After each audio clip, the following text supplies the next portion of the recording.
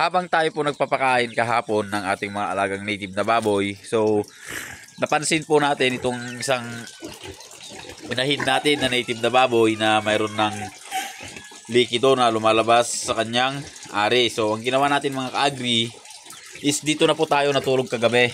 So hindi naman na dapat bantayan itong native na baboy sa panganganak mga ka-agri, kaya lang dahil sa sobrang excited tayo mga ka-agri dahil ito po yung pinakaunang panganganak ng ating native na baboy ngayong 2024. So maganda naman po yung mga naging resulta mga ka-agri, dahil kung makikita nyo po ay mayroon po tayong 5 malulusog na biik. So hindi po sila ganun kalaki, pero malulusog po sila mga ka-agri. And ayun nga mga ka-agri, maganda rin na nandito tayo kagabi dahil nga sa nung ilalabas na yung pang 5 anak nito mga ka-agri is humiga siya agad and naipit yung 2 anak niya. So buti na lang nandito tayo mga ka-agri. And mga alas 2 siguro ng madaling araw is gumising ulit tayo para i-check baka may nadaganan. Is kulang po ng isa mga ka-agri. Ang nangyari po is nakalusot po doon sa sa butas na yon. And may mga dahon-dahon doon mga ka-agri, doon po siya nagtago at natutulog. So ayun mga ka-agri, talagang positive po tayo ngayong taon mga ka-agri na tayo po yung makakapagparami ng ating mga alagang native na baboy ngayon. So positive talaga yung ating mga ka-agri, yung pag-iisip ngayon dito sa ating pag-aalaga ng native na baboy. And ito mga ka-agri is may schedule na po yung kanyang yung pagkatay sa kanya mga ka-agri is may naka-schedule na po this coming August. And ito naman is parang 2 weeks lang po yung kanilang interval na nasampahan mga ka-agri.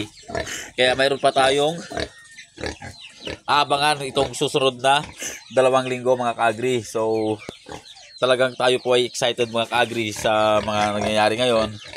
And kaya nagsisikap po tayo magtanim-tanim mga ka-agri ng kung ano-ano dyan, para nga po marami tayong may pakain sa ating mga alaga. So hindi man natin totally zero yung ating pagbili ng darak, at least babawasan man lang kahit kalahati or 75% mga ka-agri, malaking bagay na yon.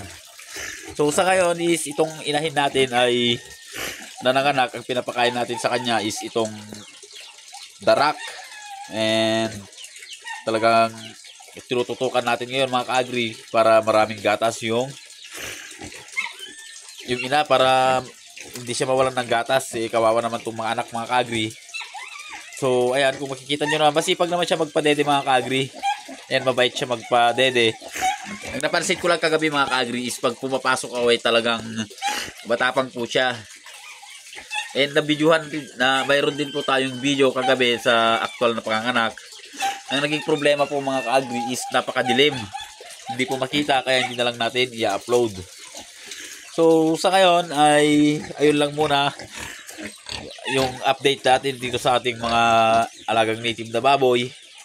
And talagang umaasa po kami ngayong 2024 na marami po tayong mapapalabas or maproproduce na native na baboy, dahil yung isa po is nasampahan na naman. And ito after 45 days excuse me po, mula 45 days na kanyang pagkapanganak is subukan ulit natin ipasampa mga ka-agri.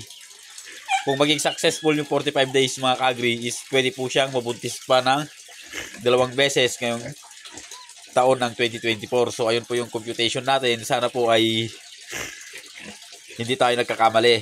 So ayun mga ka-agri, kung may alam pala kayo mga ka-agri na pwede natin idagdag sa kanyang pagkain para naman dumami yung kanyang gatas, so doon po tayo nag-aalala, dahil nga baka magkulang yung gatas sa kanyang mga biik. Paki-comment na lang po sa baba mga ka-agri, at yun po ay bibilhin natin para idagdag sa kanyang pagkain or inumin. So ayun, parang mayroon tayong 2 lalaki and 3 babae mga ka-agri, so hindi pa yan sure.